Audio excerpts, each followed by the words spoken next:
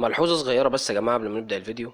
أنا تواصلت مع اليوتيوب بخصوص مشكلة نقص المشاهدات في الفترة الأخيرة، وقالوا لي إن أهم سبب في المشكلة دي هو إن المشتركين عندك معظمهم مش مفعلين جرس الإشعارات، فبالتالي ما بيوصلكش إشعار بالفيديو وبيقعد فترة طويلة لحد ما بيبدأ يتشاف، بيكون ساعتها اتصنف كفيديو من الفيديوهات اللي الناس مش حباها. فكل اللي أنا طالبه منك هو إنك تتأكد إنك مفعل جرس الإشعارات عشان يوصلك إشعار أول ما أنزل فيديو، واللي مش مشترك يتأكد إنه اشترك، وبإذن الله هتتبسط معانا. وبس عشان ما أطولش عليك، هاتلك حاجة تاكلها ويلا نبدأ. بيبدأ فيلمنا بأعمال شغب في منطقة اسمها حيدر أباد، وبتوصل الشرطة وهنا بنتعرف على الضابط أديتيا، وهو ضابط قوي جدا ومعظم المجرمين بيهابوه.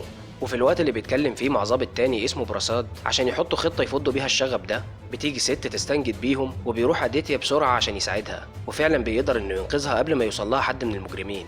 ومع إنه بيتضرب شوية إلا إنه بيقدر بقوته إنه يقضي على اللي قدامه كلهم ويفض الشغب كمان. ومن بعد الحادثة دي بيتشهر أديتيا في البلد كلها، وبيتلقب كمان بالمفتش الخارق، وبتنتشر صوره في كل المجلات، وبيتكرم وبياخد كمان وسام الشجاعة اللي بيحلم بيه أي ضابط. وفي يوم لما بيكون سهران في كازينو مع المدير بتاعه، بيبدأوا يتكلموا عن مفتش شرطة تاني اسمه ساتيا، واللي من كلامهم بنعرف إنه حاقد على أديتيا بسبب نجاحه، لكنه بيحاول يداري ده. ولما بيكون لوحده بتجيله بنت تتعرف عليه وبتعرفه إن اسمها أبورفا، وبتقوله إنها واحدة من أشد معجبينه وعايزة تكتب عنه كتاب. وبيتعرفوا على بعض اكتر وبيكملوا سهرتهم كلها مع بعض، وبعدين بيروحوا.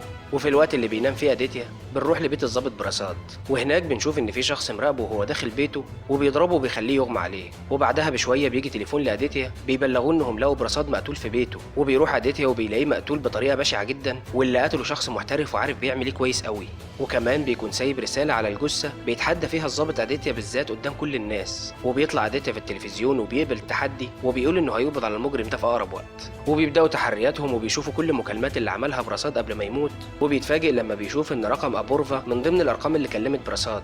عشان كده بيروح لها بنفسه وبيسالها ليه نمرتها كانت على تليفونه، وبتعرف انه بيشتبه فيها. عشان كده بتعرفه انها وصلت لتليفون براساد مخصوص لانها كانت عايزه توصل لأديتيا نفسه. لكن قبل ما يكملوا كلامهم بيلاقي المجرم نفسه بيتصل بيه وبيعرفه انه عارف انه في بيت أبورفا دلوقتي. عشان كده بيبعت رساله لرجالته انهم يتعقبوا المكالمه وبينزل يدور عليه. ولما بيروحوا للمكان اللي جت منه المكالمه بيلاقيه بيتصل بيه تاني وبيقول له انه مش هناك دلوقتي، وبيتحداه تحدي تاني وبيقول له انه مش هيقدر يمنعه يكمل جرايمه، ولو فعلا ما قدرش يتنازل عن ميدالياته وسام الشجاعه اللي استلمه. وبيوافق أديتيا على التحدي، وبسبب التحدي ده بيعمل أديتيا حمله كبيره على كل الناس اللي شاكك ان يكون ليهم علاقه باي حاجه في القضيه دي. وعن طريقهم بيتوصل لمقاول كبير اسمه مليك، واللي كان صديق براساد، وبيعرف ان مليك راجل غني جدا وعنده افتتاح فندق جديد كمان كام يوم. عشان كده بيروح لنفسه يحضر الافتتاح، وبنشوف ان حتى المجرم موجود هناك وبيراقبه. وبيلاقي كمان أبورفا موجوده لان صاحب ابوها عزمهم، لكنها بتقول له كلمه غريبه جدا، وهي انها حاسه ان في حاجه هتحصل اليوم ده. وفعلا بنشوف ان المجرم اصلا في الوقت ده قدر يوصل لمليك وهو ده ضحيته. وبعد ما بيعذبه شويه بيقرر انه يقتله، وبيكتشفوا بعدها جثه مليك، واللي بيكون المجرم سايب معاها لغز لأديتيا، واللغز بيكون مكتوب على حته من المنديل، ولو قدر يحله هيعرف ضحيه المجرم اللي جايه. وبيكمل أديتيا تحقيقه بانه بيكلم أبورفا وبيخليها تجيله، وبيسالها هي ليه قالت ان في حاجه هتحصل في اليوم ده قبل الجريمه. وساعتها بتعرفه انها قابلت مليك ده قبل كده مره وكان معاه براساد، وكانوا بيتكلموا عن شخص بلطجي بيهددهم. عشان كده شكت ان مليك هيكون الضحيه التانيه بعد براساد، وبتقول له انهم كانوا بيقولوا ان البلطجي ده اسمه فيكي. ولما بيلاقيها بتساعده في الحل بيعرفها كمان اللغز اللي سابهوله، لكنها ما بتعرفش تحله. بس من تحرياتهم عن فيكي بيقدروا يوصلوا الفندق ممكن يكون موجود فيه، وفعلا بيروحوا وبيلاقوه هناك، لكننا بنشوف انه مش هو المجرم. لكن لان أديتيا ما يعرفش اصلا شكل المجرم بيقبض على فيكي، وبيستجوبوه بيعرفهم انه فعلا كان في مشاكل بينه وبينهم، عشان كده كان بيهددهم لكنه ما قتلهمش. لكن كمان بيعرفهم ان في شخص جاله في الوقت ده واتكلم معاه كتير لما عرف بمشاكله معاهم، وبيوصف لهم شكله. وتاني يوم بيلاقي أديتيا أبورفا بتكلمه وبتعزمه على عيد ميلادها في بيتهم، وبيروح فعلا وبيقعد يتعشى معاهم. لكن في وسط الاكل بيقول ابو أبورفا كلمه كده من غير ما يقصد، والكلمه دي بالصدفه بتدي تلميح لأديتيا بيخليه يحل اللغز بتاع المجرم، وبيعرف مكان جريمته اللي جايه. وبيتاكد من حله لما بيلاقي شعار المكان ده هو نفس الشعار اللي موجود على المنديل اللي عليه اللغز. وفي الوقت ده بيكون المجرم بيتم صفقة مع زعيم اسمه كي كي، لكنه في وسط الصفقة بيغدر بيهم، وبنعرف ان كي كي ده هو اصلا ضحيته اللي جاي يقتله. لكن وهو خارج من المكان بيلاقي أديتيا ورجالته في وشه، عشان كده بيحاول يهرب، وبتدور بينهم مطاردة طويلة لكنه بيقدر فعلا يهرب منه. ولما بيرجعوا لجثة كي كي بيلاقيه بيتصل بيه، وعشان يكمل تحديه ليه بيقوله انه هيبعت له حاجة تعرف أديتيا هو مين المجرم. وبيتفاجئوا انه باعت له صورة لأديتيا نفسه وهو صغير في المدرسة، وبيعرفوا انه واحد من اللي موجودين في الصورة دي وكان معاه في المدرسة زمان. ولما بيروح يسأل المدرسين اللي لسه موجودين من ايامهم في المدرسة بيعرفوه ان الولد التاني اللي متعلم عليه في الصورة ده اسمه فيشني. واخر حاجة يعرفوها عنه هي انه دخل دخل الجيش وبيدلوه على بيت واحد من اللي كان معاه في الجيش، وبيروح له اديتيا فعلا وبيلاقي ان رجليه مقطوعه، وبيبدا الشخص ده يحكي له عن فيشنو.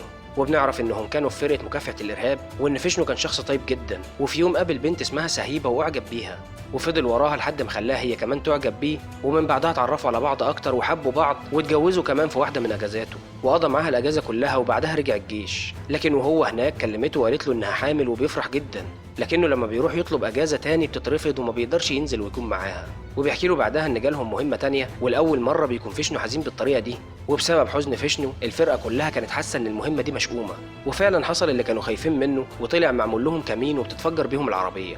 وبيقول له ان هو رجله اتقطعت في المهمه دي لكنه نجا، بس لما صحيوا ما لقوش فيشنو وقالوا اكيد مات والنهر جرفه. لكنه كمان بيعرفوا انه هو مصاب جاله اخبار وحشه جدا، وهي ان سهيبه مرات فيشنو ماتت في احداث شغف في حيدر اباد.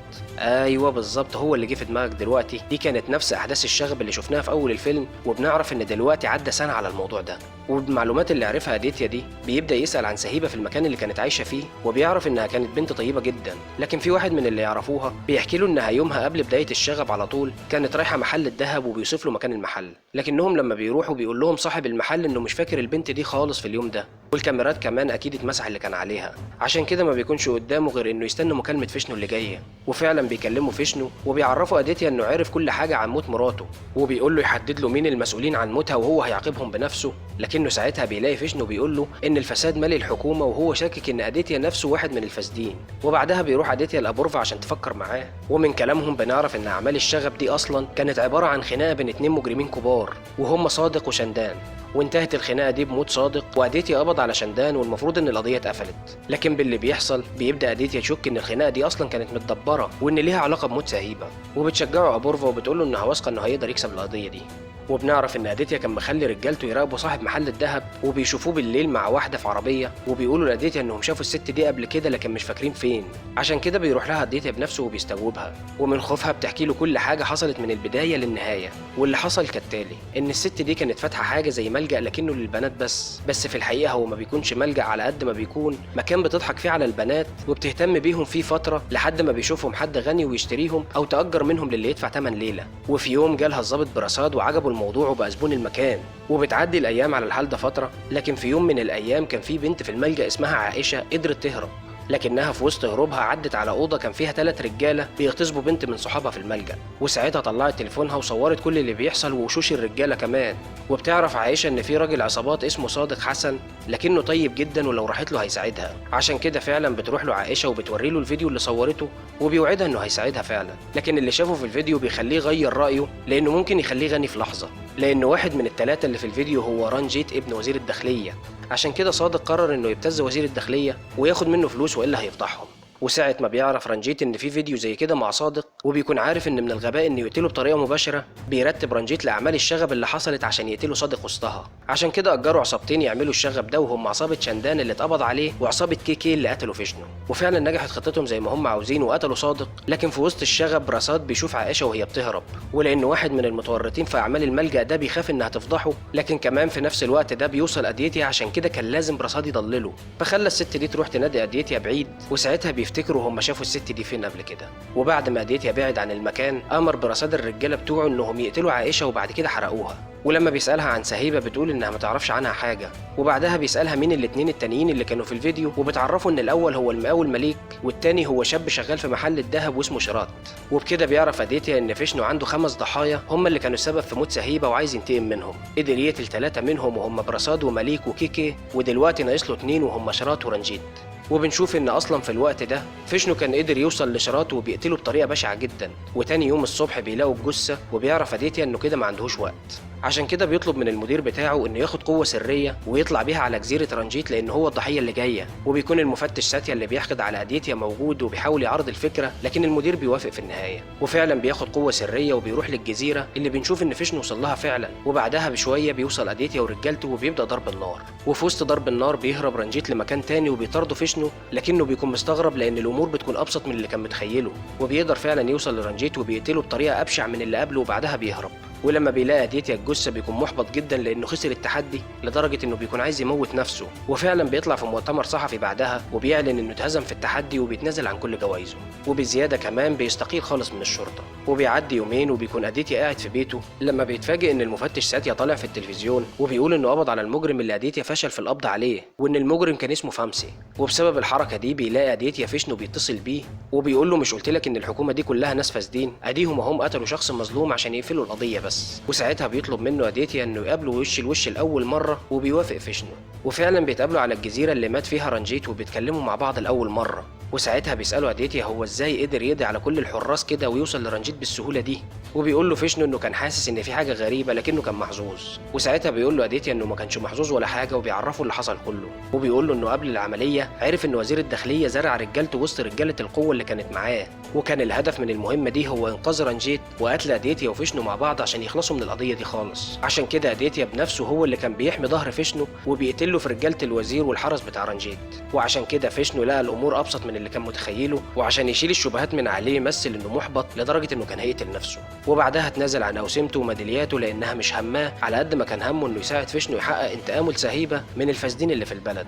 لكنه بيساله سؤال اخير وهو سهيبه ماتت ازاي، وساعتها بيعرفوا ان هيوم الشغب كانت موجوده في حمام محل الذهب، وبسبب انها ما قدرتش تهرب رجعت للحمام تاني. وده كان نفس الوقت اللي عائشه كانت بتحاول تهرب فيه من المجرمين اللي بعتهم برصاد.